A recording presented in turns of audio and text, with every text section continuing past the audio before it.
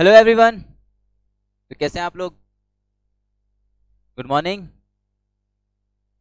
तो बच्चों देखो, आज हमारा फाइनेंशियल अफेयर्स का थर्ड लेक्चर होने जा रहा है।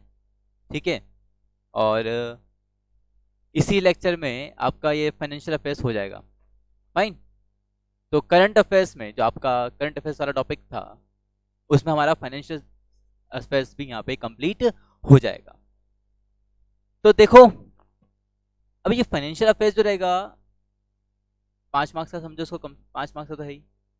इसमें हमने क्या क्या पढ़ा वो अच्छे से ध्यान रखने का। फ्रॉम द वेरी स्टार्टिंग कि आरबीआई का हमने स्टैब्लिशमेंट से लेके की बात करें, उसके बाद हमने उसके इवोल्यूशन की बात करें, उसके बाद हम हमारे यूनियन बजट की बात करें, फिर मेगा मर्जर की बात करें। तो वो सब अभी तुम लोग को ध्यान है थोड़ा बहुत। अभी वो सब ध्यान हो तो ही आगे बढ़े।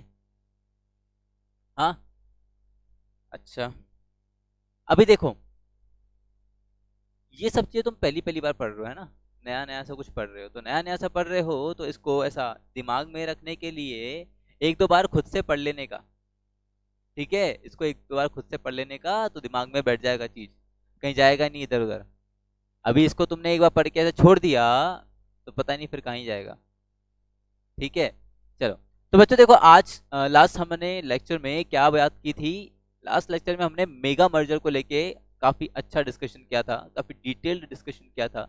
और मैंने आपको पूरा पूरा उसमें समझा दिया था क्या उसके एडवांटेजेस हैं, क्या उसके डिसएडवांटेजेस हो सकते हैं, इकोनॉमी पे उसका क्या असर पड़ेगा, मोटिव क्या है मेगा मर्जर का, कौन कौन से बैंक्स मर्ज होंगे, कितने बैंक्स रह जाएंगे मर्जर के बाद।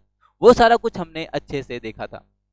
ठीक है बच्चों, तो चलो, in the furtherance of that हमारा फाइनेंशियल अफेयर्स के जो रिमेनिंग टॉपिक्स रह गए हैं, चलो आज उसको हम खत्म कर लेते हैं। ठीक है। तो आज का जो लेक्चर स्टार्ट होगा बच्चों, वो स्टार्ट होगा बैंक से ही। ठीक है, मेगा मर्जर हमने खत्म किया था। उसके बाद अभी हम सीधे यहाँ आ रहे हैं, इस लेक्चर पे आ रहे हैं, तो यहाँ हम स्टार्ट करेंगे बैंक से ही रिलेटेड टॉपिक से। आज हमको कुछ इंटरेस्टिंग से टर्म्स देखने को मिलेंगे, कुछ नया नया कुछ फैक्ट्स जानने को मिलेगा। तो रेडी हो? तैयार हो? हाँ, चलो बढ़िया। अच्छा, एक बात ध्यान रखना, इसमें कुछ ऐसी टर्म्स आएंगी जो बहुत नई रहेंगी आपके लिए, नई नई टर्म्स होंगी, उनको मैं क्लियर करूंगा अपनी तरफ से।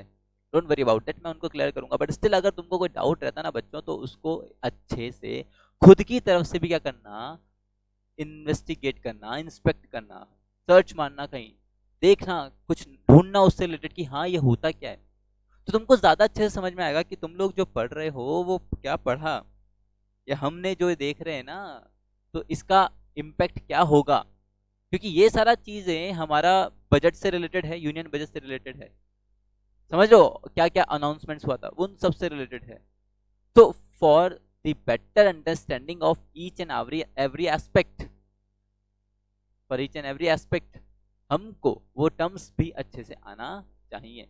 ठीक है, तो मैं तो बताऊंगा ही मेरी तरफ से, आप लोग भी देखिएगा। कोई अगर ऐसा रहता है कि जो आपको नहीं समझ में आता, तो पूछने का, पूछ नहीं सकते तो एक बार खुद की तरफ से देखने का। ठीक है, थोड़ा सा एफर्ट मांगेगा वो। तो चलो मूव करते हैं हमारे आज के टॉपिक पे बच्चों। थोड़ा मैं आपको पहले खुद ही बता देता हूँ। पहला टॉपिक रहेगा बच्चों बैंक्स के कॉन्करेंट ऑडिट का।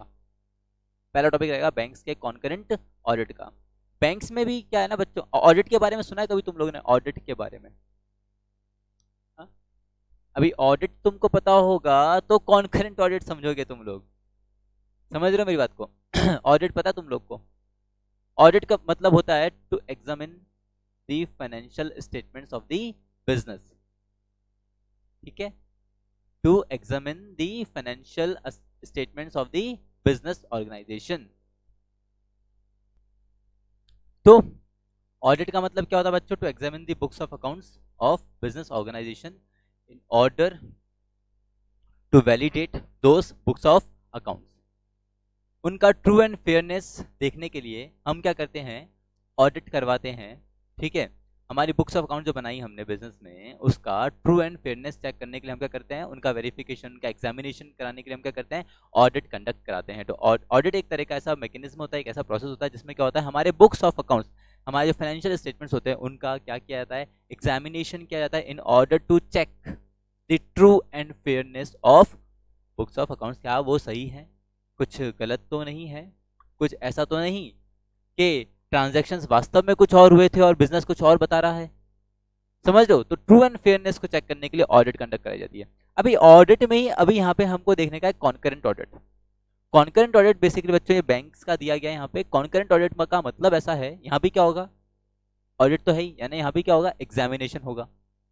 ठीक है, यहाँ पे किसका एग्जामिनेशन होगा, यहाँ पे बैंक्स के अंदर जो फाइनेंशियल ट्रांजैक्शंस किए जाते हैं, यहाँ पे बैंक्स के अंदर जो फाइनेंशियल ट्रांजैक्शंस किए जाते हैं, फाइनेंशियल ट्रांजैक्शन मतलब सेविंग्स एक्सेप्ट करना, विड्रॉवल करना।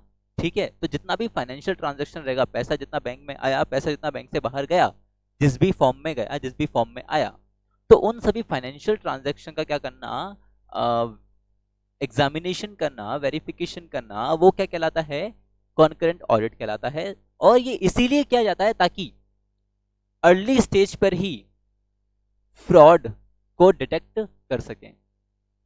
ठीक है, इसको क्यों किया जाता है, ताकि अर्ली स्टेजेस में ही क्या किया सके, फ्रॉड को डिटेक्ट किया जा सके। मतलब समझो, आपने देखा बैंक में गए हो कभी, गए हो कभी बैंक में, तो वहां पे वो लोग क्या करते हैं, जैसे 4 बजने वाली होती है ना, 4 बजने वाली, तो 4 बजे बाद वो ये फाइनेंशियल ट्रांजैक्शन करना बंद कर देते हैं, मतलब सेविंग्स एक्सेप्ट करना बंद कर देते हैं और विड्रॉवल करना ही बंद कर देते हैं। उसके बाद वो क्या करते हैं, जितना भी पैसा उनके पास दिन भर में आया होता है या गया होता है ना, वो क्या करते हैं, उसका गड्डी बनाने लगते हैं। देखा है कभी, गड्डी बनाने लगते हैं, गड्डी बना बना के ऐसे रख देते हैं और फिर लिखते रहते हैं कि कितना कितना पैसा आया, कितना कितना पैसा गया। तो ये क्यों करते हैं, ये क्यों करते हैं, ताकि क्या रहे, रिकॉर्ड ढंग से मेंटेन रहे। ठीक है, कि कोई भी अगर फ्रॉड हो तो उसका क्या हो जाए, अर्ली डिटेक्शन हो जाए। तो कॉन्करेंट ऑडिट एक तरह का ऐसा मैकेनिज्म है जो क्या करता है, बैंक्स के अंदर अगर कोई फाइनेंशियल ट्रांजैक्शंस को लेकर कोई भी फ्रॉड वगैरह कुछ हो रहा हो, तो उसको क्या करता है, अर्ली स्टेजेस पर ही, अर्ली स्टेजेस यानी कि आज यहाँ फाइनेंशियल ट्रांजैक्शन एंटर हुआ, रिकॉर्ड हुआ, और उसका हाथों हाथ, साथ ही साथ पैरेलल वे में क्या कर लिया, उसका एग्जामिनेशन कर लिया, so as to detect the fraud at the earliest stage. तो ये है कॉन्करेंट ऑडिट। तो कॉन्करेंट ऑडिट के लिए भी अभी जो यूनियन बजट की हम जो बात कर रहे थे, हम क्योंकि हम पढ़ रहे थे announcement in the union budget, पढ़ रहे थे ना, मेगा मर्जर उसी का पार्ट था, है ना। तो यूनियन बजट में ये कॉन्करेंट ऑडिट्स की जो बात की गई, उसके रिगार्डिंग कुछ चेंजेस दिए गए हैं कि कॉन्करेंट ऑडिट जब कंडक्ट कराएगा बैंक, तो उसमें कुछ नॉर्म्स के अंदर क्या दिए गए हैं, चेंजेस लाए गए हैं ये यूनियन बजट के अंदर। तो क्या वो चेंजेस हैं, चलो वो देखते हैं। अभी तुम लोग को समझ पड़ा what is concurrent audit. Audit का मतलब होता है एग्जामिनेशन करना, है ना, ट्रू और फेयरनेस के लिए। कॉन्करेंट ऑडिट बैंक में की जा रही है, क्यों, ताकि जो फाइनेंशियल ट्रांजैक्शंस हो रहे हैं ना, जो पैसों का जो लेन देन हो रहा है ना, उनको हम क्या कर सकते हैं, एग्जामिन करें, so as to detect early fraud, to detect the fraud at the earliest stage.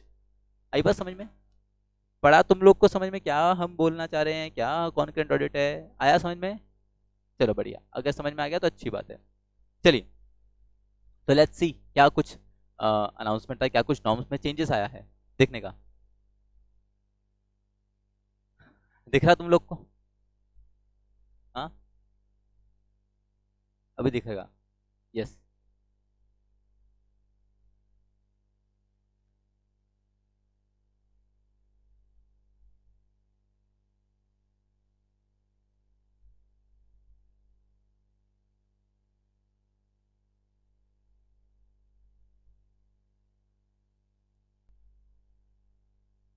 Yes, तो बच्चों देखो, revision in norms for concurrent audit system of banks, यानी कि जो कॉन्करेंट ऑडिट सिस्टम है बैंक्स का, उसमें उस नॉर्म्स, उनके नॉर्म्स में क्या क्या क्या कुछ चेंजेस किए गए हैं। तो क्या कुछ चेंजेस हैं, देखते हैं। The reserve bank of India has revised the norms for concurrent audit system of banks. Concurrent audit AIIMS, ध्यान देना, concurrent audit aims at shortening the interval between a transaction and its independent examination।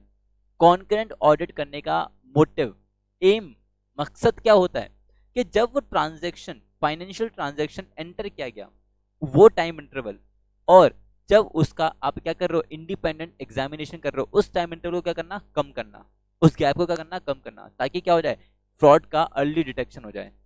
ठीक है, ताकि क्या हो जाए, fraud का early detection हो जाए। तो ये जो नए नॉर्म्स आए हैं ये इसलिए आए हैं ताकि क्या हो सके, जो टाइम इंटरवल है ना, जो टाइम गैप है between recording of financial transaction and the independent examination, वो दोनों के बीच में टाइम गैप क्या हो जाए, कम हो जाए।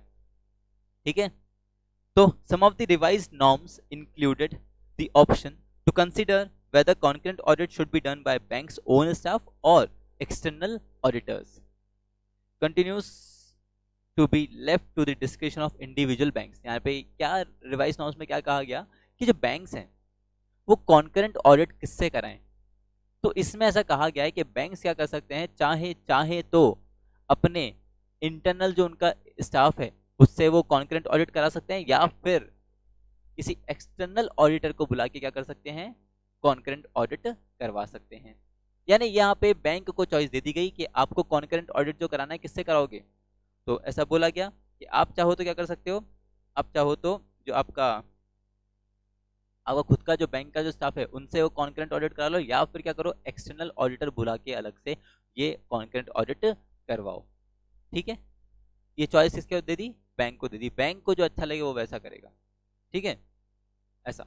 Then the revised norm state that head of internal audit in the bank should participate in selection of concurrent auditors where such function is outsourced। मतलब बैंक का खुद का क्या होता है बच्चों, एक डिपार्टमेंट होता है, बैंक का खुद का नहीं, सभी बिजनेस में भी होता है, एक इंटरनल ऑडिट करके एक डिपार्टमेंट होता है। इंटरनल ऑडिट भी एक चीज होती है जो कंपनी खुद की तरफ से, अपनी तरफ से, मतलब एक तो होता है ऑडिटर जो बाहर से बुला जाता है ऑडिट करने के लिए, एक होता है इंटरनल ऑडिट। इंटरनल ऑडिट में क्या करती है company with in the organization, अपने चाहे तो किसी एम्प्लॉइज है कुछ भी, क्या करा सकती है, इंटरनल ऑडिट खुद की तरफ से एक सेल्फ चेक करा सकती है, इंटरनल ऑडिट वो होता है।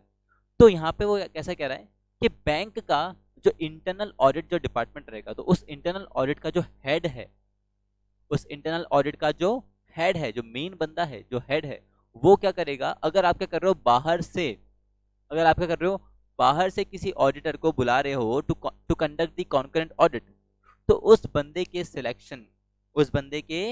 सिलेक्शन में कौन पार्टिसिपेट करेगा, इंटरनल ऑडिट का आपका हेड जो है वो भी क्या करेगा, पार्टिसिपेट करेगा। यहाँ पे ऐसा दो चॉइस दी ना कि बैंक चाहे तो इंटरनल वो सॉरी कॉन्करेंट ऑडिट क्या करे, खुद के जो स्टाफ है उससे करा सकती है, चाहे तो एक्सटर्नल ऑडिटर से करा सकती है। तो अगर आप क्या कर रहे हो, एक्सटर्नल ऑडिटर बुला रहे हो to conduct the concurrent audit, तो उसका सिलेक्शन करना पड़ेगा। तो उसके सिलेक्शन में ऐसा बोल रहा है कि उसके सिलेक्शन में बैंक का जो इंटरनल ऑडिट सिस्टम है ना, उसका जो हेड होगा ना, उसको भी क्या करना रहेगा, उस सिलेक्शन प्रोसेस में पार्टिसिपेट करना पड़ेगा। ठीक है, ऐसा आगे हम in selection of concurrent auditors where such function is outsourced and should be responsible for the quality review of the work of the concurrent auditors reporting to her or him। मतलब जो भी concurrent audit कर रहा है बंदा, अभी एक बार selection अगर क्या कर रहे हो, एक्सटर्नल ऑडिटर को बुला रहे हो, तो सिलेक्शन प्रोसेस में कौन जाएगा, आपका इंटरनल ऑडिट का हेड जाएगा। एक बार इंटरनल ऑडिट मतलब कॉन्करेंट ऑडिट हो रहा है, कंडक्ट हो रहा है, चाहे वो एक्सटर्नल ऑडिटर कर रहा हो, चाहे वो बैंक का स्टाफ कर रहा हो, तो वो बंदा क्या करेगा, जो कॉन्करेंट ऑडिट कंडक्ट कर रहा है वो क्या करेगा, रिपोर्ट करेगा। किसको रिपोर्ट करेगा, आपके हेड को। किसके हेड को, इंटरनल ऑडिट के हेड को रिपोर्ट करेगा। तो इंटरनल ऑडिट को क्या करना रहेगा, रिव्यू करना रहेगा उसका परफॉर्मेंस। ठीक है, he has to review the performance of the concurrent auditor, ताकि क्या रहे, क्वालिटी मेंटेन रहे। ठीक है, यहाँ पे ये बात कह रहा है आपको, देखिए यहाँ से वापस पढ़ें, एंड यहाँ से and should be responsible for the quality review of the work of the concurrent auditors reporting to him or her। तो जो भी बंदा concurrent audit कर रहा है और जो क्या कर रहा है, आपके इंटरनल ऑडिट डिपार्टमेंट के हेड को रिपोर्ट कर रहा है, तो इंटरनल ऑडिट क्या करेगा, इंटरनल ऑडिट का हेड क्या करेगा, उसकी परफॉर्मेंस को रिव्यू करेगा so as to maintain quality. ठीक है, ऐसा। Then the norms further stated that the bank should frame a policy for fixing accountability in case of serious acts or omission or commission noticed in the working of bank's own staff or retired staff working as a concurrent auditor। मतलब यहाँ पे ऐसा बोल रहा है, ये जो नए नॉर्म्स है, जो रिवाइज नॉर्म्स है, वो ऐसा बोल रहे हैं कि बैंक को क्या करना चाहिए, अपनी जो पॉलिसीज है उनको सख्त बना लेना चाहिए। बैंक्स को क्या करना चाहिए, अपनी पॉलिसीज को सख्त बना लेना चाहिए, बैंक को ऐसा कुछ पॉलिसी बनाना चाहिए कि जिसमें वो क्या कर सके, अकाउंटेबिलिटी स्टैब्लिश कर सके, अकाउंटेबिलिटी स्टैब्लिश कर सके किसके ऊपर, उन लोगों के ऊपर जिन्होंने क्या किया है, कॉन्करेंट ऑडिट किया है। ठीक है, अब वो जो कॉन्करेंट ऑडिट किया किसने किया, अगर वो बैंक के विद इन द ऑर्गेनाइजेशन, मतलब मान लो बैंक का स्टाफ था, बैंक के स्टाफ वालों ने क्या किया, कॉन्करेंट ऑडिट किया, या कोई ऐसा स्टाफ रहा होगा जो अब रिटायर हो गया पर पहले उसने क्या किया होगा, कॉन्करेंट ऑडिट किया होगा, बिकॉज वो बैंक के स्टाफ में आ रहा था। तो उनके ऊपर अकाउंटेबिलिटी स्टैब्लिश करने के लिए ये नए नॉर्म्स कहते हैं कि बैंक को क्या करना चाहिए, एक नया ऐसा फ्रेमवर्क स्टैब्लिश करना चाहिए जिससे ये जो लोग हैं बैंक के स्टाफ वाले, है ना, इनके ऊपर क्या कर सके अपन, अकाउंटेबिलिटी स्टैब्लिश कर सके for any act of omission और commission, for any act of omission और कमीशन। अगर इनसे कोई गलती हो भी जाती है, कुछ भूल चूक हो जाती है, तो स्टिल इनके ऊपर क्या होना चाहिए, अकाउंटेबिलिटी स्टैब्लिश करना चाहिए, जवाबदेही होनी चाहिए इनकी कि कैसे हुई गलती। ठीक है, किसके ऊपर, on the staff of bank, या कोई रिटायर्ड स्टाफ पहले बैंक में काम कर रहा था, रिटायर हो गया, तो उससे रिटायर होने के बाद भी आप क्या कर सको, उसके ऊपर अकाउंटेबिलिटी थोप सको, ये तूने गलती की थी उसे बता सको। ठीक है, वाइल कंडक्टिंग, ये गलती, ये ओमिशन कमीशन कब हुआ है, वाइल कंडक्टिंग कॉन्करेंट ऑडिट। तो उस ऐसे ओमिशन और कमीशन के लिए नए नॉर्म्स कहते हैं कि अकाउंटेबिलिटी स्टैब्लिश करो, ऐसा कोई पॉलिसी बनाओ। आई बात समझ में ये चीज। Then a quarterly review containing important features brought out during concurrent audit should be placed before the audit committee of the board of directors or local management committee. The zone-wise findings of concurrent audit may be reported to audit committee of board of directors or local management committee on a quarterly basis. ऐसा कह रहा है ये, concurrent audit होगी तो कुछ ना कुछ उसका फाइंडिंग्स निकलेगा, कुछ ना कुछ उसका आउटकम निकलेगा कि हाँ ये गलतियां हैं, ये कुछ फ्रॉड है, ये कुछ चीजें दिख रही हैं आपके बैंक में। तो उन चीजों का या उन फाइंडिंग्स का क्या करना रहेगा आपको, क्वार्टरली बेसिस पे क्या करना रहेगा, क्वार्टरली बेसिस पे आपका जो बोर्ड ऑफ डायरेक्टर्स जो होता है बैंक का, वो भी क्या करता है, एक ऑडिट कमिटी फ्रेम करते हैं। तो उस ऑडिट कमिटी को आपको क्या करना रहेगा, रिपोर्ट करना रहेगा किस चीज का, ऑन क्वार्टरली बेसिस, किस चीज का, on the findings of concurrent audit. Concurrent audit हुआ तो पता चला कि हाँ कुछ घपला हुआ है, अब वो घपला आपको क्या करना है, क्वार्टरली बेसिस, क्वार्टरली बेसिस समझना 3-3 महीने का, हाँ तो क्वार्टरली बेसिस पे क्या करना है आपको, वो जो फाइंडिंग्स निकला ना आपका, वो क्या करना है आपको, रिपोर्ट भेजना है किसको, audit committee of board of directors को या फिर लोकल मैनेजमेंट कमिटी को।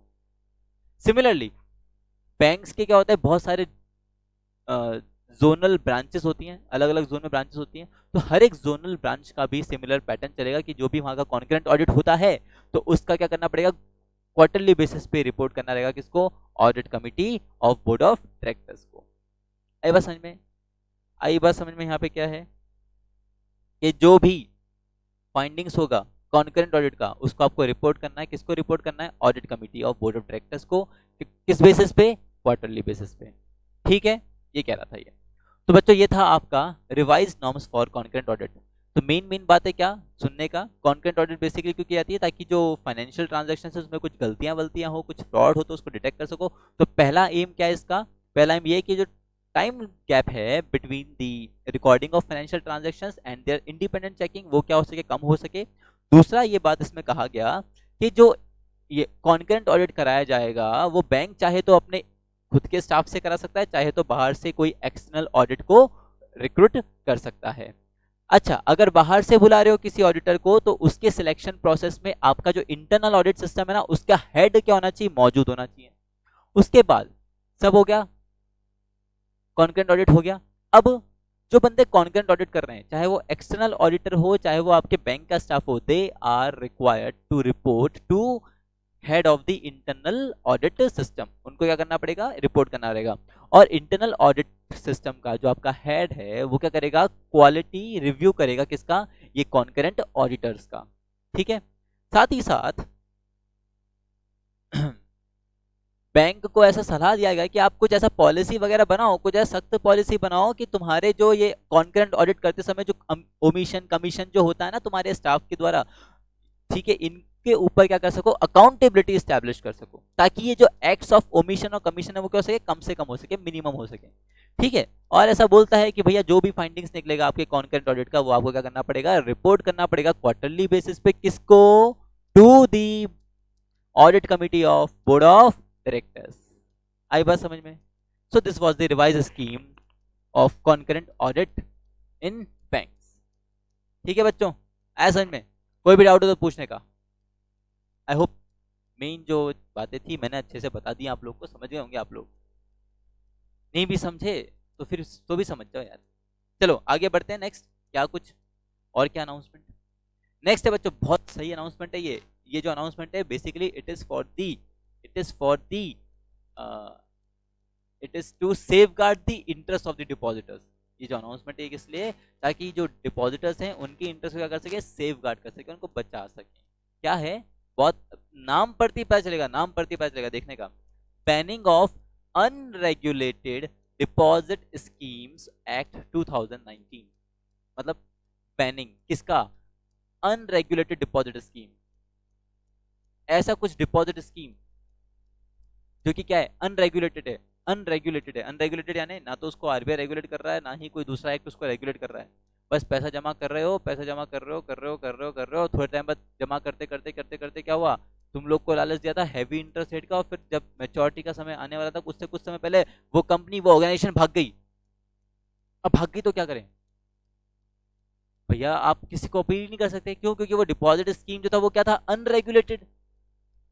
किसी भी एक्ट में, किसी भी प्रोविजन में आ ही नहीं रहा था, रेगुलेशन ही नहीं था उसके ऊपर, तो अब कोई बचा भी नहीं सकता आपको। तो ऐसी जो डिपॉजिट स्कीम चल रही थी जो कि अनरेगुलेटेड थी, और जिसमें डिपॉजिटर को, बेचारे डिपॉजिटर को जो अपनी सेविंग्स जमा करता था उसमें जो उसको बेचारे को बहुत नुकसान झेलना पड़ता था, क्योंकि वो कंपनीज, वो ऑर्गेनाइजेशन, वो सोसाइटीज तो क्या करती थी, पैसा जमा करती थी, ठीक है, और अच्छा इंटरेस्ट पे करने का वादा करके टाइम आने से पहले भाग जाती थी। तो वहां पे तो डिपॉजिटर बेचारा जो अपना जेब काट काट के डिपॉजिट का सेविंग्स करा रहा था, तो उसको तो वो तो मारा गया। तो ऐसी डिपॉजिट्स को रेगुलेट करने के लिए क्या आया, ये वाला एक्ट आया है, banning of unregulated deposit scheme act 2019। यानी कि जितना भी आपका अनरेगुलेटेड डिपॉजिट स्कीम चल रहा है वो सारा क्या कर दिया जाएगा, बैन कर दिया जाएगा। अब जो भी डिपॉजिट स्कीम होगा they are regulated by some authority. तो यहाँ पे फिर अब तुमको प्रोटेक्शन मिल गया कि हाँ ठीक है, अब अगर कुछ भागे करे तो हम we will be protected by them. आई बात समझ में? आई बात समझ में? देखने का। The parliament approved the banning of unregulated deposit scheme bill 2019। It will help to tackle the menace of illicit deposit taking activity. जो हमारी कंट्री में जो गोरख धंधा चल रहा था ना, डिपॉजिट एक्सेप्ट करने का, है ना, छोटे छोटे ऑर्गेनाइजेशन, छोटी छोटी सोसाइटीज बन जाती हैं जो क्या करती है, डिपॉजिट एक्सेप्ट करती हैं, लोगों से बोलती हैं इतना इतना रुपया जमा कराओ, फिर इतना इतना मिलेगा तुमको, है ना, ऐसा लालच देती हैं, और फिर क्या होता है, भाग जाती हैं। तो ये जो काम चल रहा था, ऐसी एक्टिविटीज को रेगुलेट करने के लिए, ऐसी एक्टिविटीज को बंद करने के लिए ये एक्ट लाया गया है। आई बात समझ में? तो the menace of illicit deposit taking activities in the country which at present are exploiting regulatory gaps and lack of strict administrative measures। तो अभी थोड़ा एडमिनिस्ट्रेटिव मेजर्स की बात करें, या थोड़ा जो एक्ट वगैरह बात करें, थोड़ा कुछ लूप होल था, उन लूप होल्स का फायदा उठा के क्या करती थी, डिपॉजिटर्स को हार्म करके चली जाया करती थी। बट इस एक्ट में उन सभी चीज़ों को मिनिमाइज करने की कोशिश किया गया है, to dupe poor and gullible people of their hard earned savings। The act, अब ये एक्ट क्या कह रहा है वो ध्यान से पढ़ने का। The act provides for a mechanism to ban unregulated deposit schemes and protect the interest of depositors। यानी अब कोई भी अनरेगुलेटेड डिपॉजिट स्कीम नहीं होगी, जिससे कि क्या हो सकेगा, डिपॉजिटर्स के जो इंटरेस्ट है, हमारा जो इंटरेस्ट है वो क्या किया जाएगा, सेफ गार्ड किया जा सकेगा। इट अमेंड, अब समझो ये चीज को करने के लिए, यानी जो आपका अनरेगुलेटेड जो इतना भी डिपॉजिट स्कीम था उसको बैन करने के लिए या उसको रेगुलेट करने के लिए क्या किया गया है, इस एक्ट के अंदर ऐसा बोला गया कि 3 एक्ट को क्या किया जाएगा, अमेंड किया जाएगा। समझ रहे हो?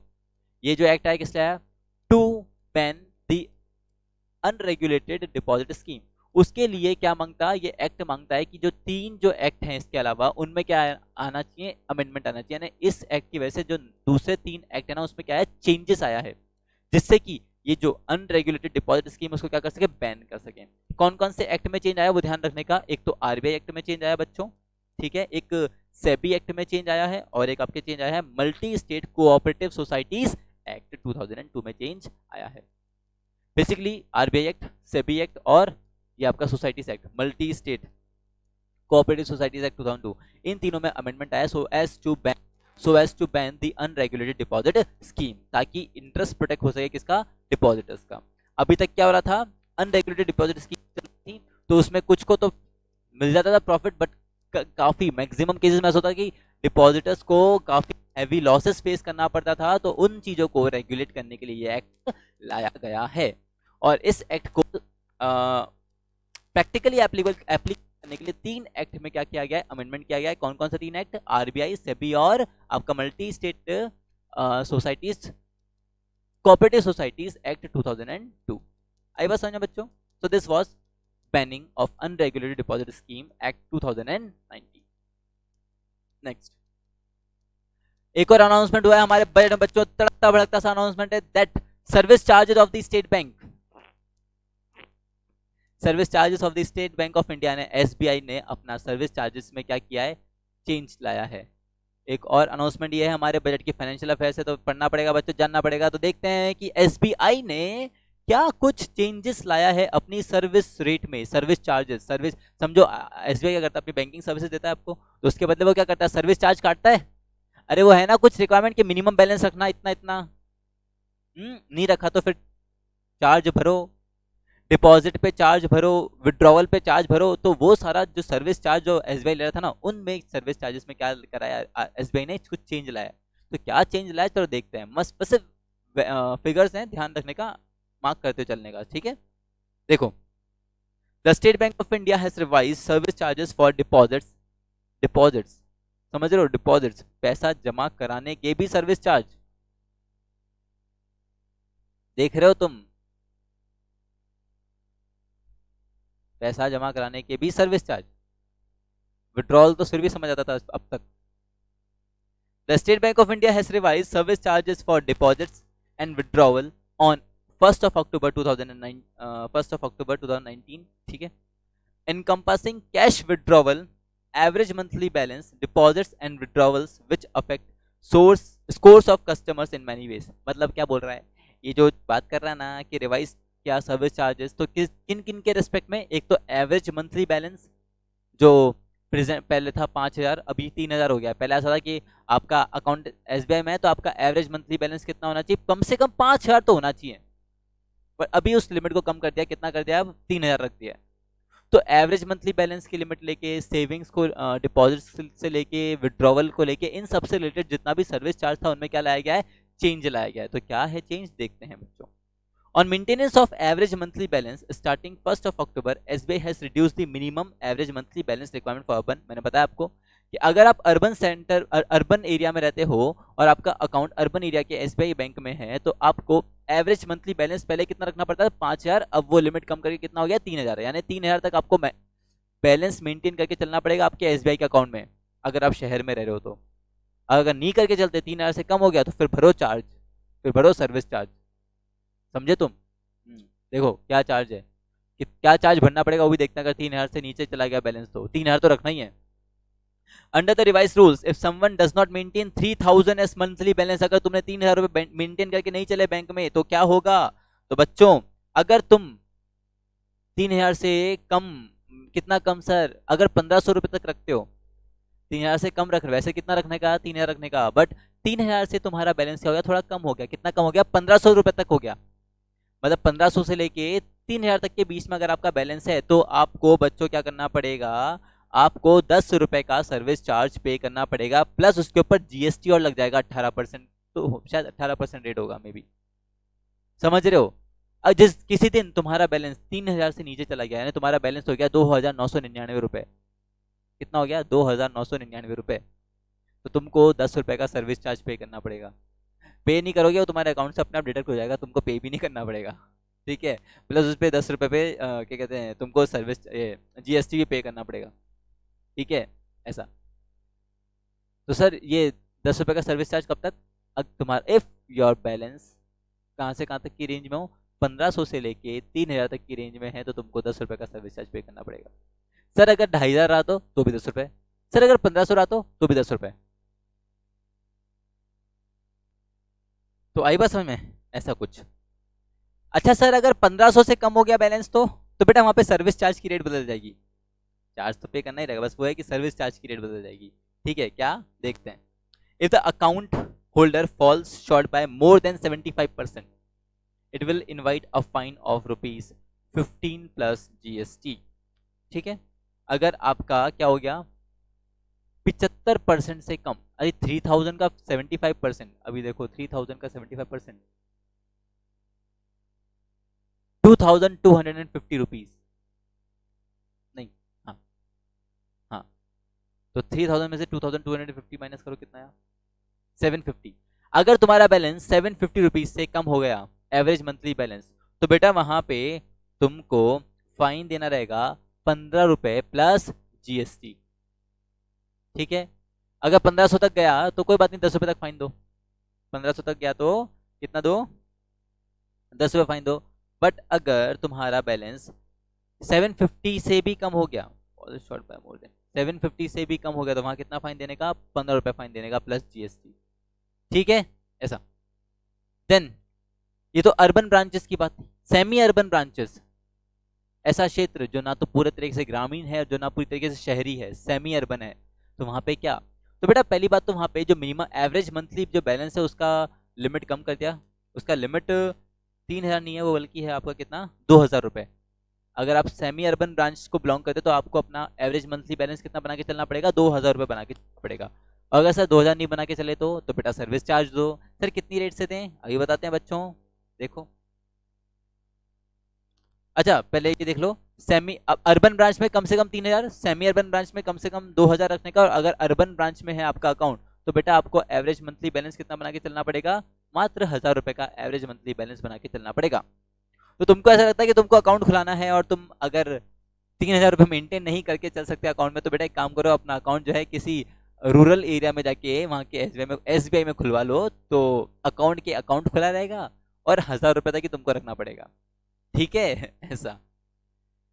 रूरल एरिया, अर्बन एरिया में 3000 का बैलेंस, सेमी अर्बन में 2000 का, रूरल एरिया में 1000 का एवरेज मंथली बैलेंस तुमको बना के चलना है। ओके, अभी अगर सर इससे कम हुआ तो फाइन देने का, सर्विस चार्ज पे करने का, कितना कितना देखते हैं। अर्बन का देख चुके, सेमी अर्बन और रूरल का देखते हैं। हाँ देखो, if the shortfall is less than 50%, अगर 50% से कम है शॉर्टफॉल, यानी कि 2000 वाले केस में अगर 1000 रुपए तक का बैलेंस रख रहे हो, तुमको रखना 2000 था पर तुम कितना बैलेंस रख रहे हो, 1000 रुपए तक का बैलेंस रख रहे हो, या तो 2000 से लेके 2000 तक के बीच का बैलेंस रख रहे हो, तो वहां पे यू हैव टू पे 7.5 रुपए, 7.50 rupees as service charge plus GST। ठीक है, फॉर बिटवीन 50 to 75%, अगर 50 से लेके 75% तक का कमी है, यानी कि अभी आपका बैलेंस 50 से 75 के बीच में, यानी ये हो गया कितना, 750 रुपए, नहीं 1000 2000 हुआ, 75, 2000 का 75 कितना हुआ बच्चों, 1500 रुपए हुआ। तो आपका बैलेंस यदि 500 रुपए से लेके 1000 रुपए तक के बीच में है, आपका बैलेंस यदि 500 रुपए 1000 रुपए तक के बीच में है एवरी मंथली बैलेंस, तो बेटा आपको फाइन देना पड़ेगा 10 रुपए plus GST। And for above 75%, अगर तुम्हारा बैलेंस 750 रुपए भी नहीं, मतलब 500 रुपए से भी नहीं रख पा रहे, तुम्हारा बैलेंस 500 रुपए से भी नीचे जा रहा है, 200 रुपए ही है, 100 रुपए ही है, तो वहां पे आपको कितना चार्ज पे करना रहेगा, 12 रुपए चार्ज पे करना पड़ेगा प्लस GST। हे भगवान, लूट। अभी देखो 2000 तक कोई चार्ज नहीं, 2000 से 1000 के बीच है तो 7.5 रुपए चार्ज भरना।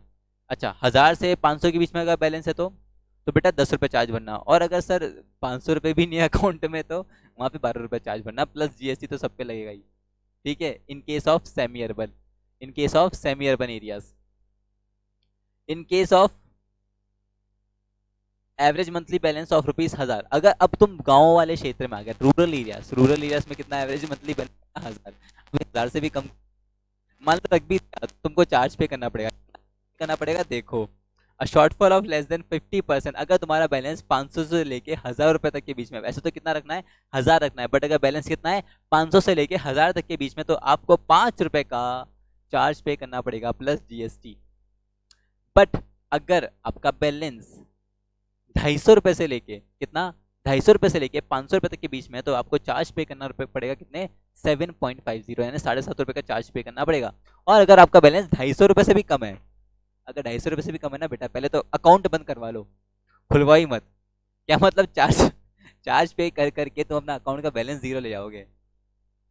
अगर मान लो आपका बैलेंस खुदा ना खास्ता आपका बैलेंस 250 रुपए से भी कम है, 250 रुपीज से भी कम है, तो बेटा आपको 10 रुपए प्लस जीएसटी चार्ज पे करना पड़ेगा। ठीक है। एक तो रूरल में खुलवाया अकाउंट, उसमें भी फिर 1000 रुपए नहीं मेंटेन कर पा रहे, तो गवर्नमेंट बोलती है अरे बिल्कुल ही गरीब हो क्या, 500 से 1000 तक हो तो 5 रुपए पे कर दो, 250 से 500 तक हो तो कितना 7.5 पे कर दो, और 250 रुपए भी नहीं तुम्हारे अकाउंट में, 250 से भी कम जा रहा है तुम्हारा, तो एक काम करो 10 रुपए चार्ज पे करो और जीएसटी दे देना साथ में। आई बात समझ में। मैं सलाह ये देता हूँ, अगर 250 रुपए भी नहीं ना अकाउंट में तो अकाउंट ही बंद कर दो, फालतू चार्ज पे कर करके गरीब हो जाओगे। ठीक है। तो ये कुछ मिनिमम बैलेंस का रिक्वायरमेंट था। ठीक है। अर्बन एरियाज में 3000 का बैलेंस रखने का, सेमी अर्बन में 2000 का, और रूरल एरियाज में 1000 का। इन केस ऑफ 3000 वहाँ पे 1500 से 3000 के बीच का है, तो वहाँ पे कितना पे करोगे चार्ज, आप वहाँ चार्ज पे करोगे 10 रुपए का। ठीक है। यस। और अगर तुम्हारा क्या है 750 से कम बैलेंस है, ठीक है, 750 से कम बैलेंस है इन अर्बन एरियाज, तो वहाँ कितना चार्ज पे करोगे 15 रुपए का चार्ज पे करोगे। ठीक है। और फिर हमारे सेमी अर्बन में तो वहाँ पे 2000 में भी ऐसा कि 1000 से 2000 है तो कितना, 1000 से 2000 है तो कितना करोगे वहाँ पे करोगे 7.50, और अगर 500 से 1000 के बीच में तो कितना करोगे 10 रुपए, और अगर 500 से भी कम है तो कितना करोगे 12 रुपए। और फिर अभी हमने देखा क्या रूरल, यहाँ पे था क्या क्या, यहाँ पे था 5 रुपए, 7.5 रुपए और 10 रुपए। ठीक है। 500 से 1000 7.5 रुपए, सॉरी 5 रुपए, 250 से 500 7.5, और 250 से कम है तो 10 रुपए plus GST.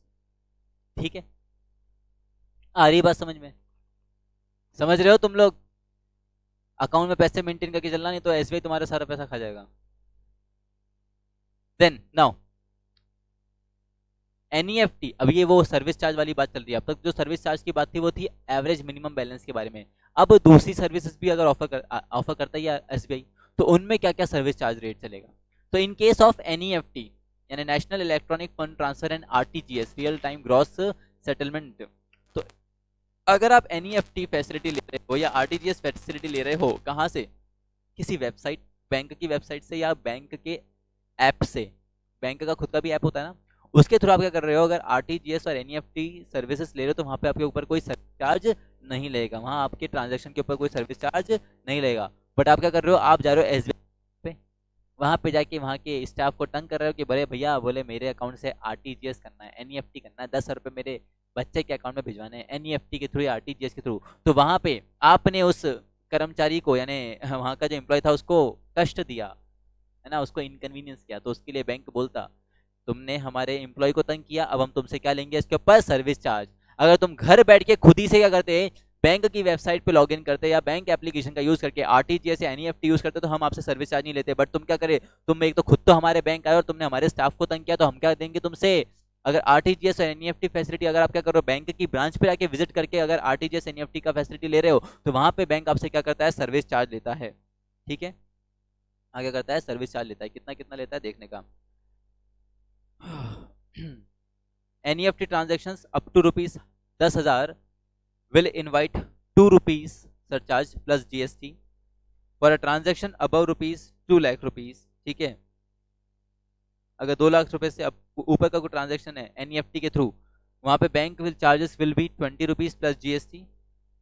In case of RTGS के केस में बात करें तो transfer between 2 lakh to 5 lakh, 2 lakh से लेकर 5 लाख तक के अमाउंट का अगर आरटीजीएस करवा रहे हैं तो वहाँ पे 20 रुपए सरचार्ज देना पड़ेगा प्लस जीएसटी। और अगर 5 लाख रुपए से ऊपर का अगर आरटीजीएस करा रहे हैं, ट्रांसफर करा रहे हैं, तो वहाँ पे 40 रुपए का जीएसटी आपको पे करना पड़ेगा, 40 रुपए का सर्विस चार्ज पे करना पड़ेगा प्लस जीएसटी। ठीक है। ऐसा। और अगर खुद ही से कुछ कर ले तो घर बैठे बैठे तो वहाँ देना ही मत, वहाँ तुमको कोई सर्विस चार्ज देना नहीं है, इसलिए अच्छा, इसलिए खुद ही कर लो। ये 20 रुपए 40 रुपए देने से बच जाओगे। बैंक जाओगे, ब्रांच विजिट करोगे, वहां जाके एनईएफटी या आरटीजीएस कराना, इतने इतने अमाउंट का तो इतना इतना सर्विस चार्ज दे देना। ठीक है। Next, as per the new changes on, changes है ये चार्जेस नहीं है। ठीक है।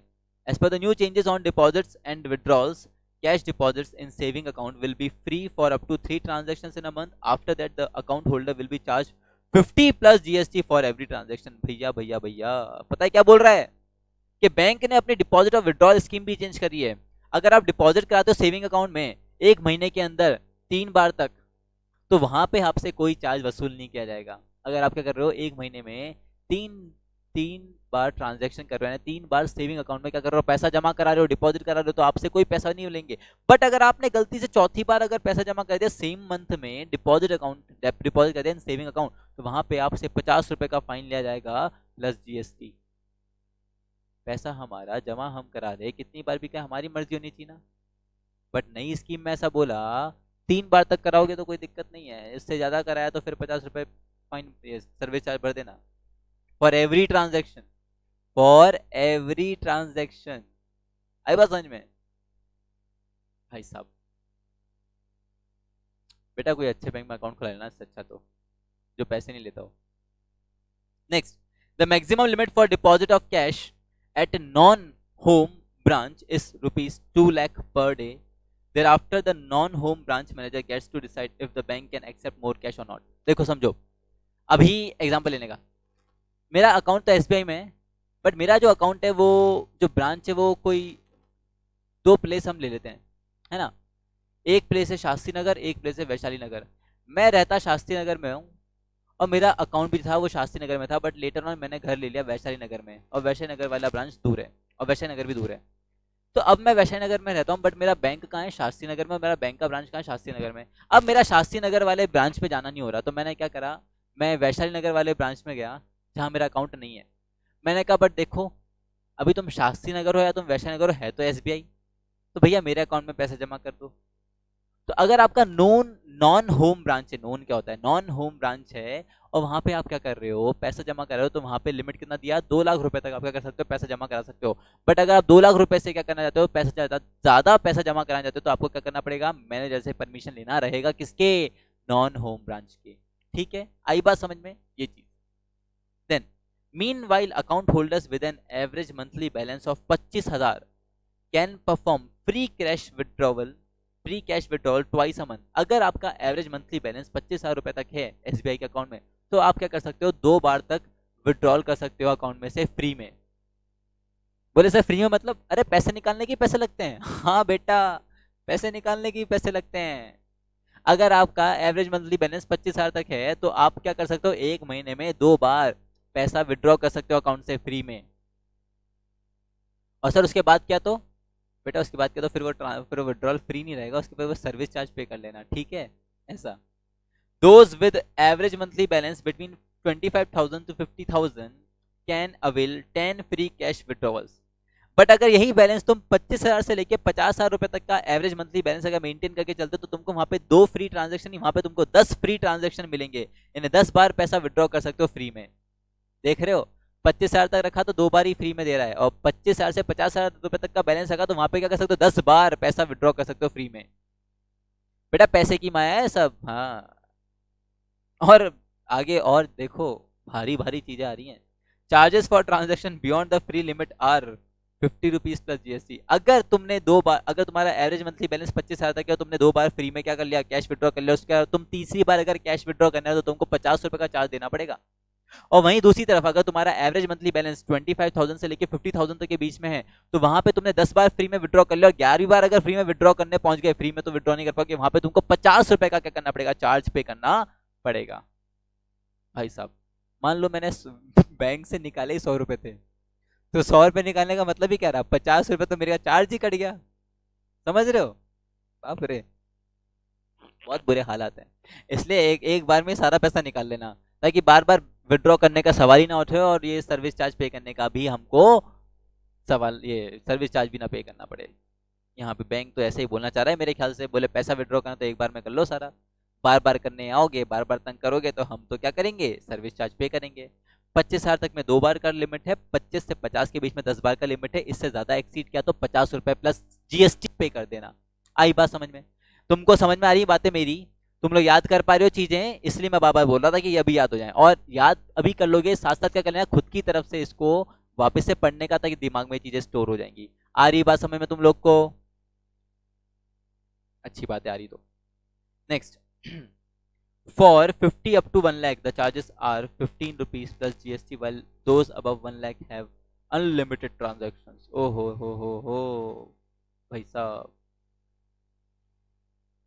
पता है क्या बोल रहा, अगर आपका बैलेंस एवरेज बैलेंस 50,000 रुपए से 1 लाख रुपए तक के बीच में, तो वहां पे आपको विड्रॉवल पे चार्ज भरना पड़ेगा, बट वहां पे केवल 15 रुपए चार्ज भरना। मतलब समझ रहे हो तुम, कम पैसा रखोगे तो ज्यादा चार्ज भरना, ज्यादा पैसा रखोगे तो कम चार्ज भरना। और अगर आपका एवरेज मंथली बैलेंस 1 लाख रुपए तो है ही बैंक में, कहीं जा ही नहीं रहा 1 लाख, तो भैया आप चाहो उतने विड्रॉवल करो, आपसे हम चार्ज थोड़ा लेंगे यार, आपने तो बैंक को पैसा दिया 1 लाख रुपए रखवा रखे हैं, आप तो जितना चाहो उतना क्या करो, विड्रॉ करो, हम आपसे चार्ज नहीं लेंगे।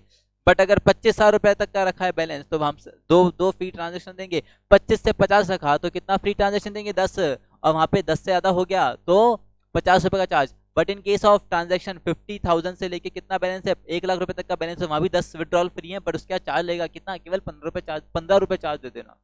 और अगर 1 लाख रुपए से ज्यादा का बैलेंस रखते हो तो फिर तो कोई दिक्कत ही नहीं, फिर तो अनलिमिटेड ट्रांजेक्शन करो, अरे जब चाहे तब पैसा निकालो। ऐसा करो, आज पैसा निकाला कल वापस पैसा डालो, आज पैसा निकाला कल पैसा डालो, हम आपसे चार्ज नहीं लेंगे। समझ रहे हो ऐसा कह रहा है ये। तो यहाँ हमको दिखता है इनइक्वालिटी, गैप दिख रहा है यहाँ पे, गरीब के ऊपर गरीब और गरीब, रिच और rich, distribution of income and wealth, unequal distribution of income and wealth देखने को मिल रहा है हमको यहाँ पे।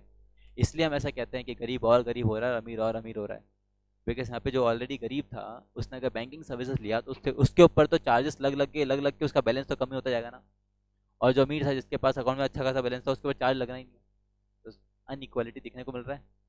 अब यही सच्चाई है बच्चों। खैर ठीक है, समझ में आई बात तुमको। सो बच्चों ये था हमारा चेंजेस इन सर्विस चार्जेस। ठीक है, पहले average monthly balance, then RTGS NEFT का, हमने देखा डिपॉजिट और ट्रैवल आपका चार्ज। ठीक है, आया समझ में? गुड। डिपॉजिट में 3 बार, 3 से ज़्यादा किया तो 50 रुपये चार्ज देना, विड्रॉवल में 2, 10, 50, 15, और 1 लाख से ज़्यादा तो कुछ चार्ज ही मत दो। ये थोड़ा अच्छा नहीं लगा, पता नहीं मुझे क्यों अच्छा नहीं लगा ये क्लॉज, है ना। जिनके पास पैसा कम है तुम उनसे चार्ज ज़्यादा ले रहे हो, जिनके पास पैसा ज़्यादा है तुम उनसे चार्ज नहीं ले रहे हो। ठीक है, आओ नेक्स्ट जो अनाउंसमेंट है, RBI restricts PMC banks operation. अभी पीएमसी क्या है, Punjab and Maharashtra bank, cooperative bank है ये एक। ठीक है, Punjab and Maharashtra cooperative bank है। इसको आरबीआई ने क्या कर दिया बच्चों, आरबीआई ने इसको रेस्ट्रिक्ट कर दिया, आरबीआई ने इसकी फंक्शनिंग को रेस्ट्रिक्ट कर दिया है। जैसे अभी यस बैंक को क्या ना, है ना, उसके बैंकिंग फंक्शन को सस्पेंड ही कर दिया। वैसे ही आरबीआई ने 2019 में क्या किया था, ये Punjab and Maharashtra cooperative bank है, इसके फंक्शनिंग को 6 महीने के लिए, कितने महीने के लिए याद रखना, 6 महीने के लिए इसको रेस्ट्रिक्ट कर दिया है। जिसमें उसके ऊपर रेस्ट्रिक्शन लगा दिया गया है कि ये कोई सेविंग्स अब एक्सेप्ट नहीं करेगा, और विड्रॉवल्स भी रहेगा वो इतने इतने अमाउंट का रहेगा। ठीक है, क्यों किया होगा, अरे कुछ गड़बड़ वड़बड़ कर रहे होंगे तभी ऐसा किया है। आओ चलो देखते हैं। ठीक है, चलिए देखते हैं क्या कुछ किस तरीके से आरबीआई ने हमारे PMC Punjab and Maharashtra cooperative bank को रेस्ट्रिक्ट किया। ठीक है, दिख रहा है तुम लोग को ये सही से स्क्रीन पे, ऐसे अभी देखो, the reserve bank of India had put Punjab and Maharashtra Cooperative Bank under directions for 6 months। 6 महीने के लिए आरबीआई ने इसको अपने डायरेक्शन में रख रखा है, किसको, पंजाब एंड महाराष्ट्र बैंक को। और ये जो 6 महीने का जो ड्यूरेशन है बच्चों, स्टार्ट हुआ था 23 सितंबर से। ठीक है, यानी कि समझो 23 सितंबर से ये स्टार्ट हुआ था, तो अभी कितना, अक्टूबर नवंबर दिसंबर, सितंबर से आई बिलीव, यस, तो अक्टूबर नवंबर दिसंबर जनवरी फरवरी मार्च, तो 23 मार्च को इसके ऊपर से ये जो आरबीआई का डायरेक्शन था वो हट गया होगा। ठीक है, अभी उसके बाद तो फिर लॉकडाउन ही हो गया, उसके बाद तो लॉकडाउन ही हो गया। अभी देखो क्या, तो अंडर डायरेक्शन रखा फॉर 6 मंथ्स। ठीक है, this means a restriction on the banks function like lending and withdrawal by customers. मतलब बेसिकली उन डायरेक्शन में क्या कि बैंक से जितना भी लेंडिंग होता था या बैंक से जितना भी विड्रॉल होता था उसके ऊपर क्या लगा दिया, रेस्ट्रिक्शन लगा दिया है आरबीआई ने। क्या है देखिएगा, As per directions, a depositors will be allowed to withdraw a sum not exceeding 1,000 of the total balance in every savings bank account और करंट अकाउंट, ओहो अच्छा, और any other deposit account by whatever name called, subject to conditions stipulated in the RBI directions. समझे तुम? ये तो बहुत ही दुविधा की बात है बच्चों कि इन डायरेक्शंस के अकॉर्डिंग कोई भी डिपॉजिटर जिसने अपना पैसा जमा कर रखा है, चाहे सेविंग अकाउंट में या करंट अकाउंट में, वो अपने टोटल बैलेंस का, ठीक है, वो अपने टोटल बैलेंस का क्या नहीं कर सकता, 1,000 रुपए से ज्यादा विड्रॉल नहीं कर सकता, नॉट एक्सीडिंग 1,000। खतरनाक क्लॉज, खतरनाक डायरेक्शन है ये तो। 1,000 रुपए से ज्यादा क्या नहीं कर सकते, विड्रॉल नहीं कर सकते। Okay, subject to conditions in RBI. Okay, Punjab and Maharashtra cooperative bank limited Mumbai Maharashtra without prior approval in writing from RBI will also not be able to grant और renew any loans and advances, make any investment, incur any liability including borrowed of funds and acceptance of fresh deposits, disburse or agree to disburse any payment whether in discharge of its liabilities and obligations or otherwise, enter into compromise or arrangement and sell, transfer or otherwise dispose of any of its property assets except as notified in the RBI direction dated September 23, 2019. The direction shall remain in force for a period of 6 months from the close of business of bank on 23 सितंबर। मतलब पता है क्या बोल रहा, इन directions के according जो RBI ने दिए हैं इनको, इन डायरेक्शंस के अकॉर्डिंग अब ये जो आपका पीएमसी जो ब्रांच है मुंबई महाराष्ट्र का, ये पैसा आप किसी से एक्सेप्ट नहीं कर सकता, सेविंग्स एक्सेप्ट नहीं कर सकता, किसी को बोरोइंग्स नहीं दे सकता, किसी को लोन नहीं दे सकता, किसी को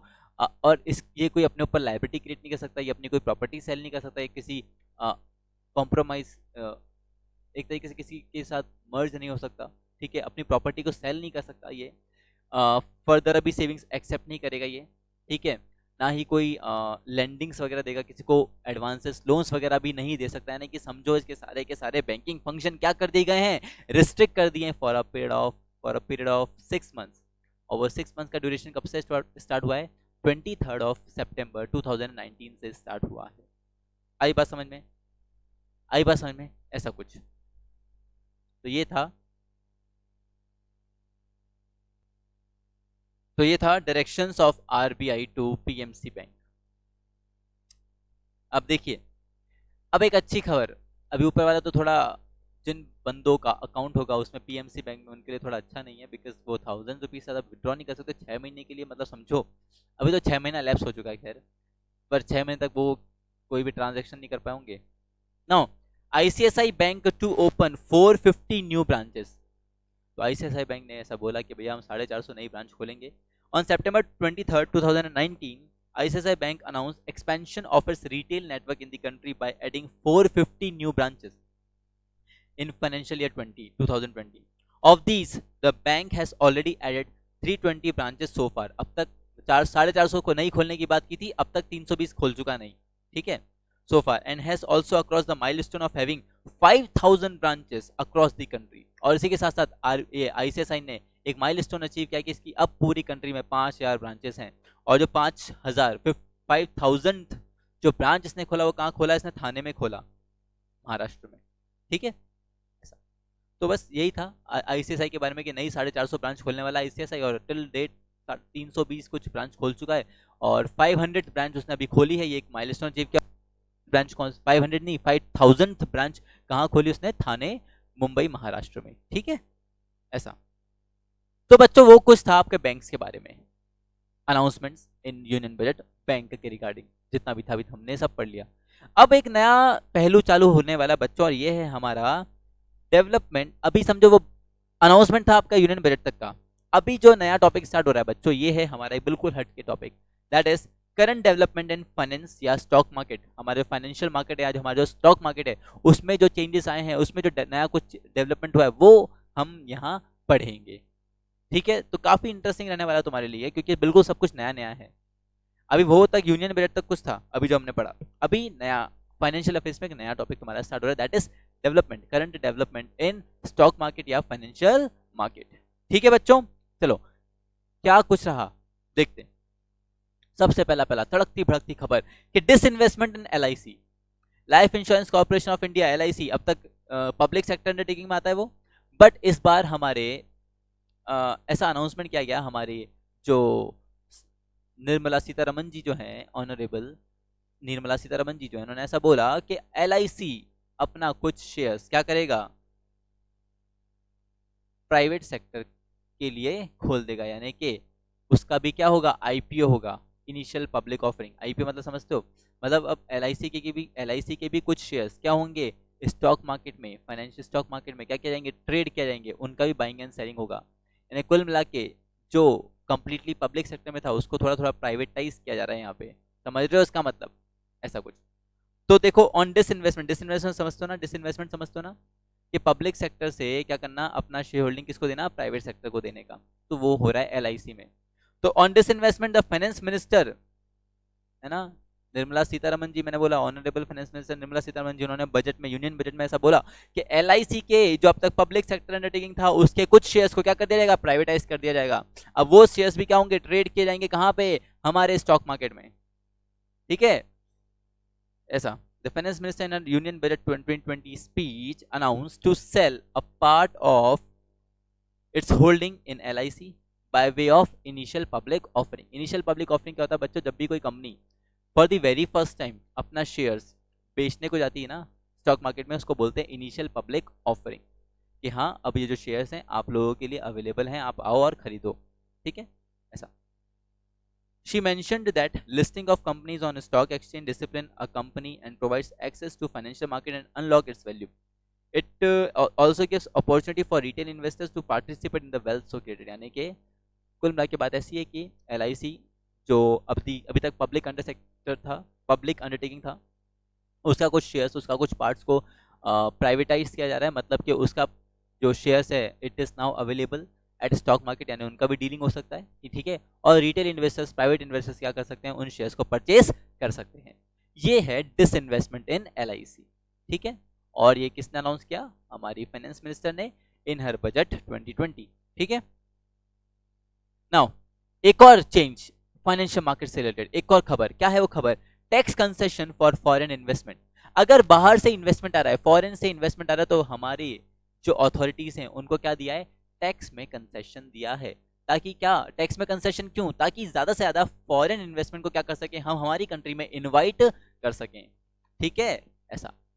तो क्या है देखते हैं, in order to incentivize the investment by the sovereign wealth fund of foreign governments in the priority sectors, मतलब समझो कुछ ऐसे सेक्टर्स हमारी कंट्री के जो प्रायोरिटी सेक्टर्स में आते हैं, यानी जो हमारी इकोनॉमी के लिए बहुत जरूरी हैं तो उनमें इन्वेस्टमेंट को बढ़वाने के लिए तो गवर्नमेंट ने क्या करा है, टैक्स कंसेशन दिया। टैक्स कंसेशन मतलब टैक्स में छूट दिया है, किसको, फॉरेन इन्वेस्टमेंट को, कि बाहर से अगर इन्वेस्टमेंट आता है तो वहां पे क्या रहेगा, उस इन्वेस्टमेंट के ऊपर अगर कोई भी गेन होता है तो उसके ऊपर क्या रहेगा, आपको टैक्स नहीं देना पड़ेगा, ताकि क्या हो सके, ज्यादा से ज्यादा इन्वेस्टमेंट हो सके उस सेक्टर में।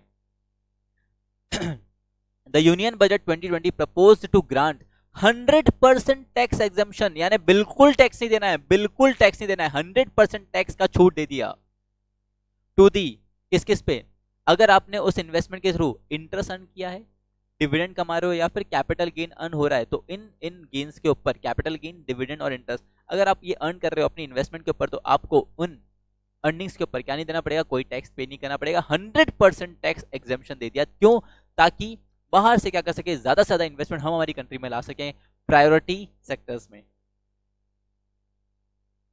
In respect of investment made in infrastructure, अच्छा वो प्रायोरिटी सेक्टर मतलब जैसे इंफ्रास्ट्रक्चर में अगर इन्वेस्टमेंट आ रहा है तो वहां पे, and other notified sectors before 31 March 2024 and with a minimum lock in period of 3 years। मतलब ऐसा बोल रहा है, प्रायोरिटी सेक्टर्स में इन्वेस्टमेंट करोगे तो टैक्स एग्जम्पशन है। प्रायोरिटी सेक्टर में कौन कौन आ रहा है, तो यहाँ बोला एक तो इंफ्रास्ट्रक्चर सेक्टर, और साथ ही साथ ऐसा कोई सेक्टर जो नोटिफाइड किया है गवर्नमेंट ने। ठीक है, तो उसमें अगर कोई फॉरेन से इन्वेस्टमेंट आ रहा है बिफोर 31 मार्च 2024 तो उसमें आपको टैक्स का एग्जम्पशन मिल जाएगा। ठीक है, यानी गवर्नमेंट का कोशिश क्या है कि इन 4 सालों में क्या कर सके हम, फॉरेन से इन्वेस्टमेंट को बढ़ा सकें, है ना, इन प्रायोरिटी सेक्टर्स। 4 सालों का टाइम दिया कि अगर तुमको टैक्स एग्जेम्पशन चाहिए 4 सालों में इन्वेस्टमेंट कर दो, तो इससे क्या होगा, जो लोग जिन्होंने सोचा भी नहीं होगा ना अभी इन्वेस्टमेंट करने का, वो भी क्या हो जाएंगे कि चलो इन्वेस्टमेंट मान लेते हैं, क्योंकि टैक्स में क्या मिल रहा है, एग्जेम्पशन मिल रहा है, तो अच्छा मौका है इन्वेस्ट करने का। तो ऐसे इन्वेस्टमेंट को बढ़ावा देने के लिए गवर्नमेंट ने डेट दिया है कि 31 मार्च 2024 से पहले पहले अगर कोई फॉरेन इन्वेस्टमेंट आता है प्रायोरिटी सेक्टर्स में, तो क्या मिलेगा, टैक्स में छूट मिलेगा, 100% छूट मिलेगा, इंटरेस्ट के ऊपर, डिविडेंड के ऊपर, कैपिटल गेन के ऊपर।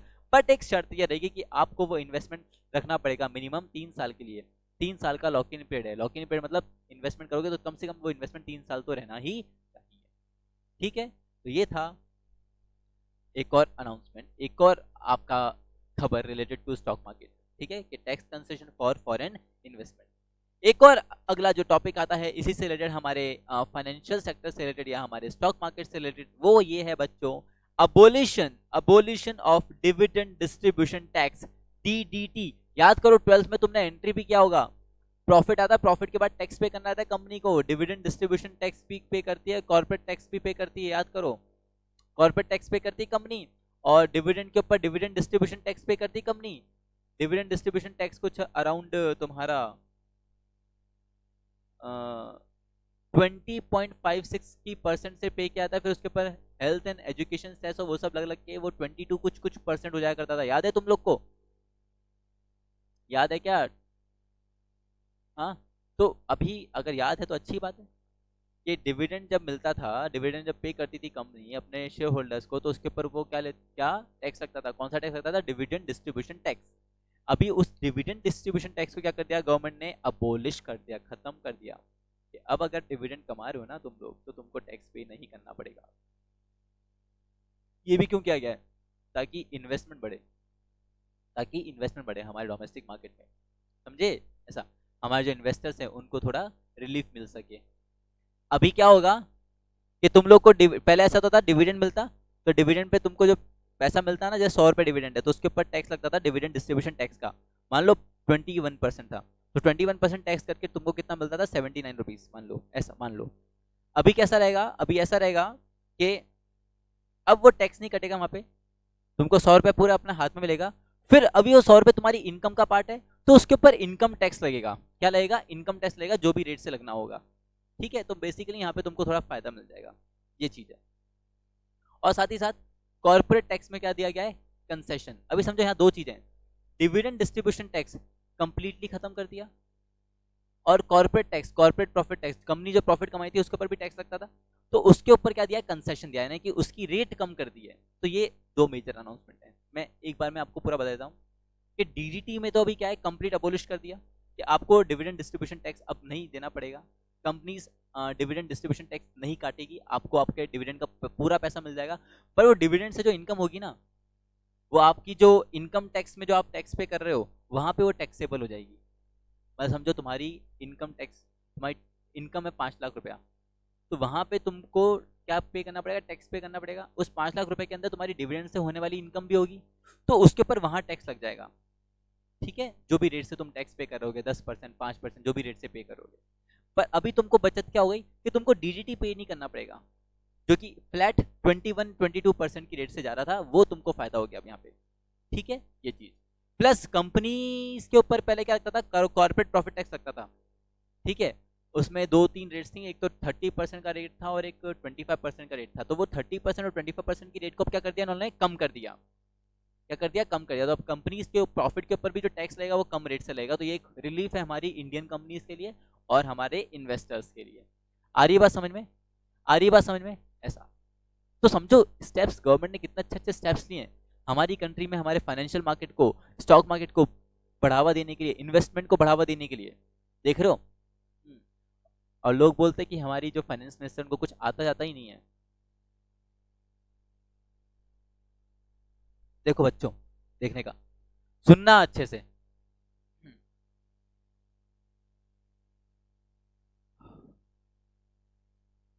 डीडीटी मैंने आपको बता दिया, मैं नीचे वाले पे आऊंगा सीधे कॉर्पोरेट प्रॉफिट टैक्स पे। डीडीटी मैं आपको पूरा समझा चुका हूं, क्योंकि India stage globally competitive and a favoured destination for investment, a bold historic decision has been taken to reduce the corporate tax for new companies in the manufacturing sector to an unprecedented level of 15%. समझ रहे हो कितना? 15%। मतलब जो नई नई manufacturing companies थी उनको अपने प्रॉफिट के ऊपर पहले 25% की रेट से 25% की रेट से टैक्स पे करना पड़ता था। अब वो टैक्स रेट कम करके कितना कर दिया है? ओनली 15% कर दिया है। और ये तो कौन सी कंपनीज के लिए? New companies. कौन सी न्यू कंपनीज? मैन्युफैक्चरिंग सेक्टर में। उनका पहले टैक्स कितना था?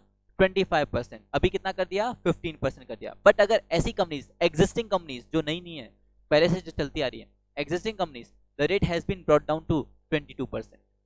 पहले क्या था? ऐसा कंपनीज जो एग्जिस्टिंग कंपनीज हैं, पुरानी जो कंपनीज हैं, उनको क्या करना पड़ता था? 30% की टैक्स, 30% की रेट से टैक्स पे करना पड़ता था। अभी वो उनका टैक्स रेट क्या कर दिया उन्होंने? कम कर दिया। कितना? अब उनको केवल 22% की रेट से टैक्स पे करना है।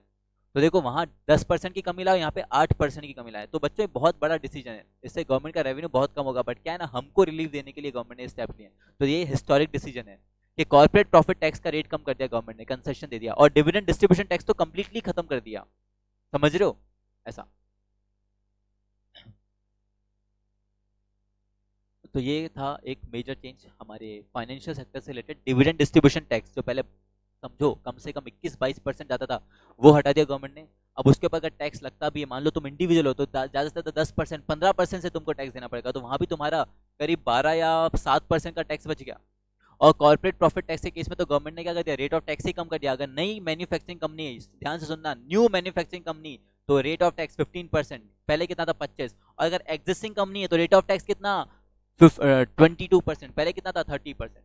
याद रखना ये सब, है ना, इंपॉर्टेंट रहेगा, क्वेश्चन आ सकता है। तो मार्क करने का, लिख भी लो, चाहो तो कहीं लिख भी लो, वीडियो पॉज करो, लिख लो ये सब बातें। आ रही बात समझ में? Next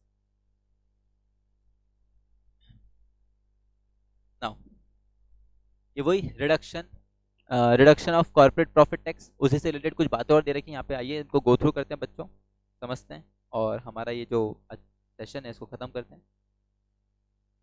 government has brought in the taxation laws, एक मिनट, इसको अपन को पढ़ने का पूरा, तो देखो पढ़ते हैं। ठीक है, दिख रहा? या yeah, government has brought in the taxation laws ordinance 2019 to make certain amendments in the income tax act and finance act 2019। समझो, हमारा जो इनकम टैक्स एक्ट चलता आ रहा है और जो हमारा फाइनेंस एक्ट है 2019 का, उनमें चेंज लाने के लिए गवर्नमेंट ने क्या करा है? यहाँ पे एक ऑर्डिनेंस लाया 2019 में। वो ऑर्डिनेंस कौन सा है हमारा बच्चों? Taxation laws amendment ordinance. अभी ऑर्डिनेंस क्या होता है? आप लोगों ने देखा होगा, अभी आज थोड़े दिन पहले गवर्नमेंट ने एक ऑर्डिनेंस लाया था कि जो नर्स और जो हेल्थ स्टाफ है, वो अगर चेक वगैरह करने जा रहे हैं तो उनके ऊपर जो हमला हो रहा है, तो गवर्नमेंट ने एक ऑर्डिनेंस लाके क्या करा है? ऑर्डिनेंस तो होता है अध्यादेश, ठीक है, ऑर्डिनेंस लाके क्या करा? जो एक्ट था उसमें चेंजेस लाई गवर्नमेंट, ठीक है, कि भाई उनके ऊपर जुर्माना लगेगा। तो वैसे ही टैक्स लॉ में, इनकम टैक्स एक्ट में या फाइनेंस एक्ट में चेंज लाने के लिए, अमेंडमेंट लाने के लिए गवर्नमेंट ने क्या करा है? यहाँ पे ऑर्डिनेंस पास किया है, जिसके थ्रू गवर्नमेंट क्या कर रही है? यहाँ पे इनकम टैक्स एक्ट और फाइनेंस एक्ट में कुछ चेंजेस कर रही है, ठीक है। This was announced by the union minister for finance and corporate affairs, Shrimati Nirmala Sitharaman. Nirmala Sitharaman हमारी यूनियन मिनिस्टर हैं for finance and corporate affairs, okay. During the press conference in Goa on September 2019, the salient features, क्या क्या कुछ ऑर्डिनेंस के through क्या क्या changes लाई है वो अभी समझो। वो जो डीडीटी और जो सीपीटी, कॉर्पोरेट प्रॉफिट टैक्स का जो हमने बात किया ना, वो हमारे इस ऑर्डिनेंस का ही हिस्सा है। इसी के थ्रू हमारे फाइनेंस एक्ट और हमारा इनकम टैक्स एक्ट में चेंज आया है, ठीक है ना। क्या कुछ मेन बातें थी उसमें?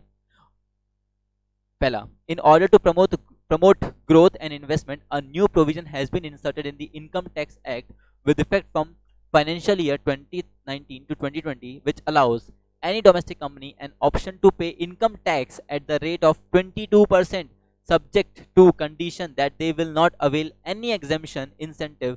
The effective tax rate for these companies shall be 25.17 inclusive of surcharge। मैं बताता हूँ तुम लोग को क्या हो रहा है यहाँ पे, एक बार में, है ना, तुम लोग को थोड़ा समझ नहीं आएगा, मैं तुमको बताता पूरा।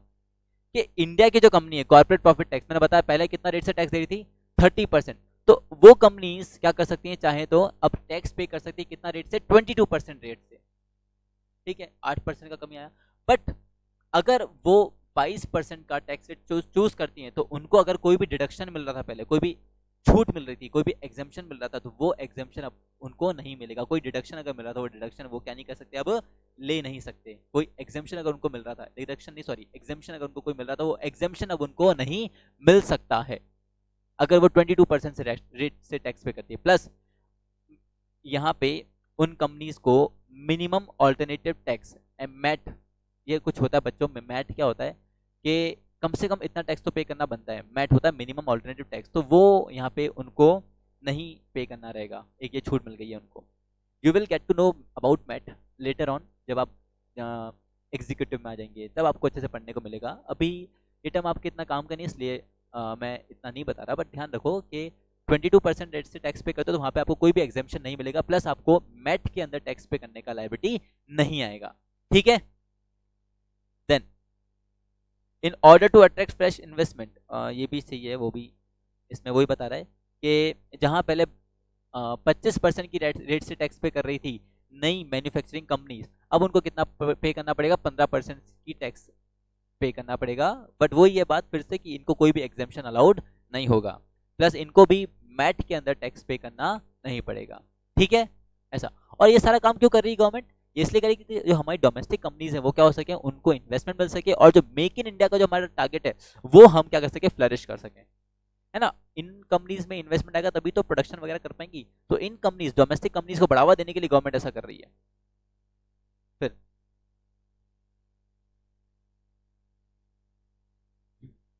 एक बात ये भी है, ऐसी कंपनीज जो कह रही हैं कि हमको तो एग्जेम्पशन चाहिए, हमको 22% वाली टैक्स चाहिए ही नहीं, हमको 22% की रेट से टैक्स पे करना नहीं, हम तो 30% से रेट से टैक्स पे कर लेंगे, बट हमको क्या चाहिए, एग्जाम्पशन चाहिए कुछ कुछ चीज़ों में। तो वो कंपनी क्या कर सकती है, 22% वाला टैक्स नहीं लेके वो 30% की रेट से टैक्स पे कर सकती है, और उनको क्या मिल जाएगा, फिर एग्जाम्पशन मिल जाएगा। प्लस उनको मैट पे करने का भी, मैट मिनिमम ऑल्टरनेटिव टैक्स पे करने का भी मिल जाएगा एट अ रेट ऑफ 15%, जो कि 18.5, वो 15 पहले 18.5 था मैट का रेट, मिनिमम ऑल्टरनेटिव टैक्स का रेट पहले 18.5 था, अब वो कितना हो गया, 15% कर दिया उनके लिए, तो यहाँ पे टैक्स की रेट में कमी लाए हैं। देन डी वाला पढ़ने का बच्चों अच्छा ही है। In order to stabilise the flow of funds into the capital market, it is provided that enhanced surcharge introduced by the Finance Act 2019 shall not apply on capital gains arising on sale of equity share in a company or a unit of an equity oriented fund or a unit of a business trust liable for security transaction tax in the hands of individual HUF AOP। अभी मैं बताता क्या ऐसा था ना, finance act 2019 में क्या किया था, इन लोगों ने सरचार्ज लगा दिया था एक्स्ट्रा, कि भाई यही अगर किसी इंडियन कंपनी का इक्विटी वगैरह बेचोगे तो उसके ऊपर क्या लगेगा, सरचार्ज लेगा, उसके ऊपर कैपिटल गेन वगैरह होगा तो उसके ऊपर क्या लगेगा, सरचार्ज, सरचार्ज यानी एक तरह का टैक्स हो गया। तो गवर्नमेंट ने क्या करा, अभी उस सरचार्ज को खत्म कर दिया, कि बोले ठीक है आपको वो सरचार्ज नहीं देना पड़ेगा, ताकि आराम से उन शेयर्स के अंदर क्या हो सके, ट्रेडिंग वगैरह हो सके। देन साथ ही साथ वो जो इनहेंस, जो बढ़ा हुआ सरचार्ज था ना, वो गवर्नमेंट ने फॉरेन पोर्टफोलियो इन्वेस्टर्स के ऊपर भी लगा दिया, कि वहां भी आपको क्या, वो एडिशनल सरचार्ज पे नहीं करना पड़ेगा। Then in order to provide relief to listed companies which have already made a public announcement of buyback before 5th of July 2019, it is provided that tax on buyback of shares shall not be charge. अगर कोई company buyback कर रही है, अपने ही shares का buyback कर रही है, बायबैक समझते हो ना कि कंपनी अपने शेयर्स को मार्केट से खरीद लेती है, तो अगर कोई कंपनी बायबैक कर रही है तो उसके ऊपर भी कोई चार्ज नहीं लगेगा। ठीक है, उसको भी फ्री कर दिया, ये भी एक और रिलीफ मिला। और लास्ट कि government has also decided to expand the scope of CSR, corporate social responsibility. जो 2% आप अपने प्रॉफिट का डोनेट कर रहे थे, तो उसमें क्या कि भैया जो एक्टिविटीज का दायरा था, कि जो पैसा आप कॉर्पोरेट सोशल रिस्पांसिबिलिटी के लगा रहे थे आपके प्रॉफिट का, उनमें गवर्नमेंट ने अगर कुछ नई चीजें ऐड कर दी, कि आप वो पैसा यहाँ भी क्या कर सकते हो, खर्च कर सकते हो। CSR पढ़ा होगा ना, कॉर्पोरेट सोशल रिस्पांसिबिलिटी, की हर एक कंपनी को क्या करना पड़ेगा, अपने प्रॉफिट का सर्टेन परसेंटेज क्या करना पड़ेगा, सोसाइटी के लिए निकालना पड़ेगा। तो वहां पे गवर्नमेंट ने क्या करा है, नई नई एक्टिविटीज इंट्रोड्यूस की, कि भाई आप अपने CSR का पैसा यहाँ भी लगा सकते हो। तो देखो, the government has also decided to expand the scope of CSR 2% spending. ठीक है, now CSR 2% fund can be spend, यानी CSR का 2% fund can be spend on incubators funded by central or state government or any agency or public sector undertaking of central or state government and making contributions to the public funded universities। यानी ये CSR का पैसा कहाँ कहाँ लगा सकते हैं? ऐसा यूनिवर्सिटीज जिसमें पब्लिक का फंड है, IITs में लगा सकते हो, नेशनल लेबोरेटरीज में लगा सकते हो, ऑटोनोमस बॉडीज में लगा सकते हो, under the auspicious of ICAR, ICMR, CSIR, DAE, DRDO, DST, Ministry of Electronics and Information Technology, engaged in conducting research in science, technology, engineering and medicine aimed at promoting SDC। मतलब अरे ये सब चीजों में अब CSR का पैसा लगाया जा सकता है। 2% of the fund of CSR क्या कह सकता है, इन जगह लगाया सकता है, IIT वगैरह, नेशनल लेबोरेटरी, जो क्या करती है बेसिकली ऐसी ऐसे ऐसे कुछ ऑर्गेनाइजेशन जो क्या करते हैं, रिसर्च करते हैं किसमें, साइंस और टेक्नोलॉजी में, तो उनके अंदर CSR का 2% पैसा क्या कह सकता है, फंडेड किया जा सकता है। तो ये एक अनाउंसमेंट था हमारे फाइनेंशियल सेक्टर से रिलेटेड। तो बच्चों इसी के साथ हमारा ये जो फाइनेंशियल अफेयर्स का जो टॉपिक था बच्चों यहाँ पे खत्म हुआ। आज के लेक्चर में हमने स्टार्ट किया था बच्चों बैंक के कॉन्करेंट ऑडिट से, फिर हमने बैंक के रिगार्डिंग कुछ जो चेंजेस आए और हमारे बजट में वो हमने देखे, उसके बाद हमारे फाइनेंशियल सेक्टर में जो जो चेंजेस आए हमारे यूनियन बजट के अंदर वो हमने कुछ गो थ्रू किया। जो इंपॉर्टेंट था मैं आपको अच्छे से बता दिया है, वो रेट्स का ध्यान रखने का, यहाँ पे लास्ट में जाते आते ये चीज़ें ध्यान रखना किया कि भाई चार्जेस को गवर्नमेंट ने हटा दिया है, चाहे वो पोर्टफोलियो इन्वेस्टमेंट में से हो, चाहे वो इक्विटी शेयर्स के ऊपर से हो, चाहे वो बायबैक के ऊपर से चार्ज हटाया हो, चाहे वो आपने CSR का 2% का फंड दिया हो, किस किस क्षेत्र में दिया है, किन किन का दिया, वो नाम याद रखने का, जैसे IIT, नेशनल लेबोरेटरी, से सारा ध्यान रखने का। ठीक है, तो बच्चों इसी के साथ हमारे यहाँ पे फाइनेंशियल अफेयर्स यहाँ पे पूरा हुआ। पूरा हमने गो थ्रू कर लिया बच्चों, जो जो बातें हमने आज डिस्कस की हैं, इससे पहले वाले लेक्चर में डिस्कस किए बच्चों, उसको गो थ्रू करो और दिमाग में बैठा लो। ठीक है,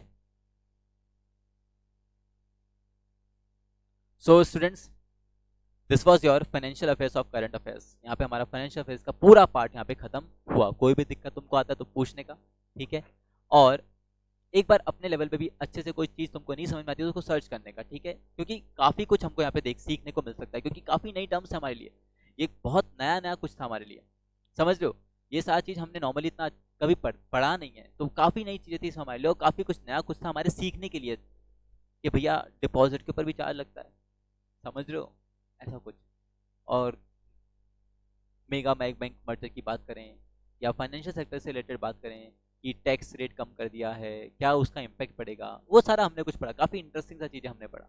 तो बच्चों इनको दिमाग में रखने के लिए क्या करने का, रेगुलर रिवीजन में रहने का इसके, तो आपको अच्छे से रहेगा। तो बच्चों that's it was it, this was it, कुछ भी कहें। तो ये था हमारा फाइनेंशियल अफेयर्स। इसी के साथ हमारा फाइनेंशियल अफेयर्स खत्म हुआ, ठीक है, चलिए, सो this was it for today. मिलते हैं आपसे, ध्यान रखिए अपना, थैंक यू।